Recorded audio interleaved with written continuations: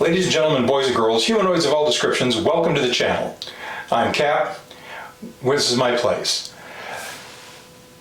This month's firearms video deals with modern metallic cartridge ammunition, its components, the importance of dry fire for new shooters, and training aids for doing dry fire. Hey everyone, just a quick interruption for some channel housekeeping. I find myself pleasantly surprised that as I drop my 8th video, I've got 3 subscribers. So thanks to Jeff F., Matt C., and Tyler K9 for their subscriptions. I appreciate it. For those of you who haven't subscribed, if you're a gun owner or veteran, or you're watching gun videos on YouTube, I've got news for you. You're already on a watch list. Liking, sharing, and subscribing is free. So, you might as well stop resisting. Go ahead, like, share, and subscribe. And gently tickle the little notification icon so you can find out when a new video drops. We'll see you.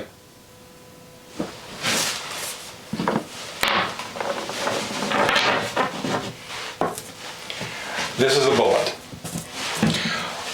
More accurately, this is metallic cartridge ammunition. It's got a number of smaller components assembled into it and press fit onto it. And already I can hear some of you getting ready to shout at your screen, Cap, that's way too small. I can't see anything. Well, at great expense and time to myself, about 5 minutes worth of effort, I've gone and created this extremely graphic training aid. So, here in black, we have represented the cartridge case, usually made of brass.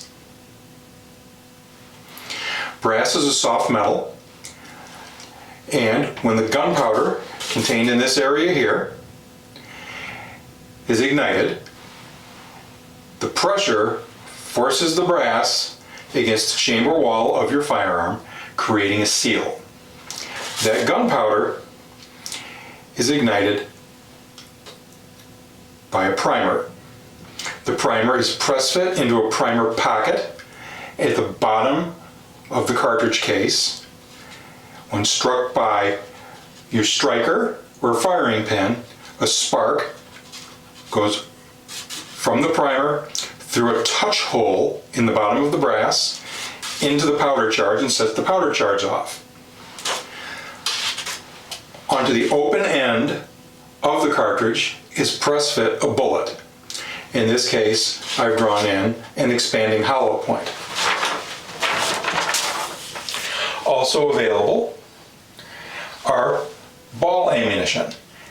It doesn't expand. There are also, which we'll cover in a later video, ballistic hollow points and soft tips.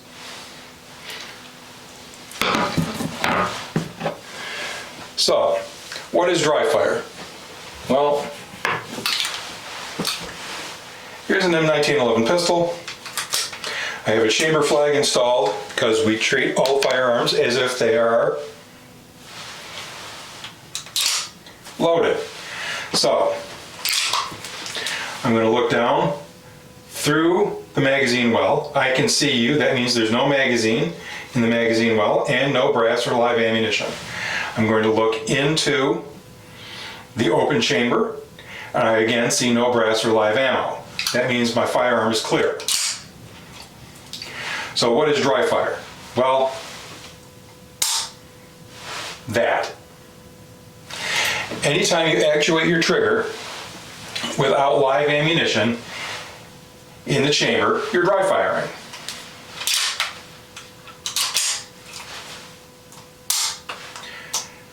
If you do that a few times, not a problem. However, if you do it repeatedly,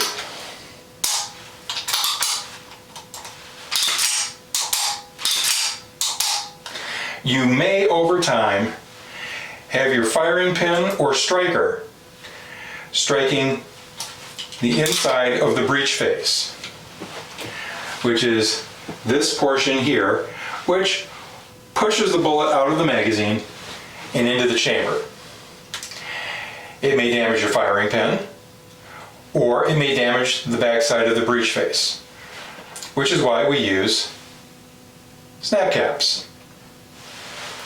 So what's a snap cap? A snap cap is simply either a plastic or aluminum object that's shaped to the same size as the ammunition for your firearm, and you do have to buy it for your firearm. So the 1911 is 45 ACP, and this snap cap is 45 ACP. The bullet is shaped the way a 45 ACP bullet's shaped, right here on the nose, but it's all one piece.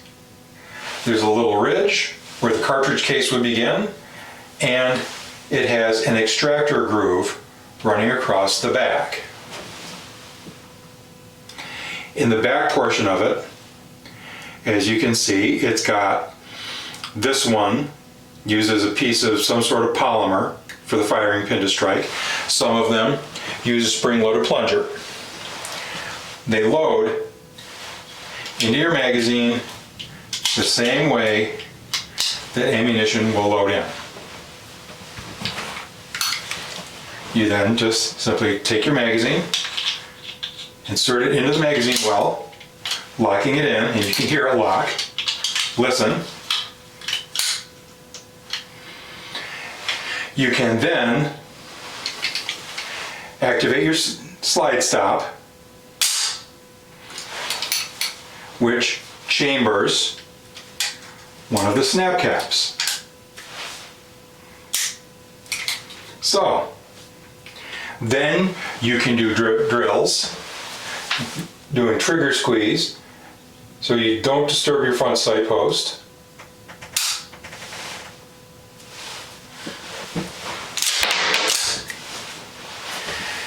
And you can let yourself feel the trigger reset.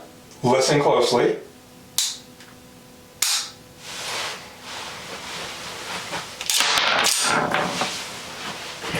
So when you squeeze the trigger, the hammer falls.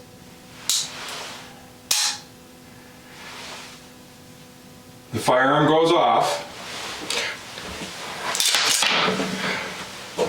The slide goes all the way to the rear, the recoil spring pushes it all the way to the front, following through on the trigger. Once the slide comes back to the front, you then release pressure from the trigger and allow the mechanism to reset. And you can fire again when your sights are lined up.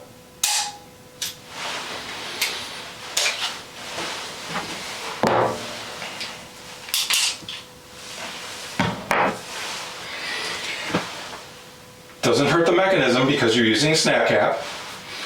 It allows you to do drills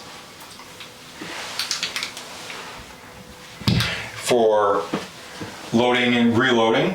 It allows you to train to load and unload safely.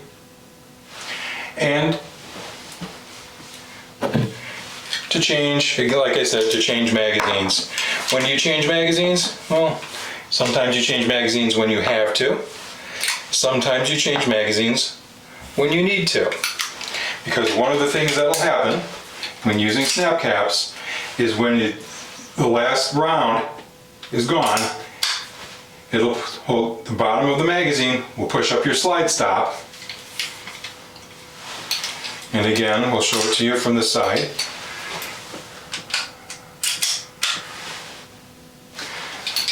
And then you can put in another magazine.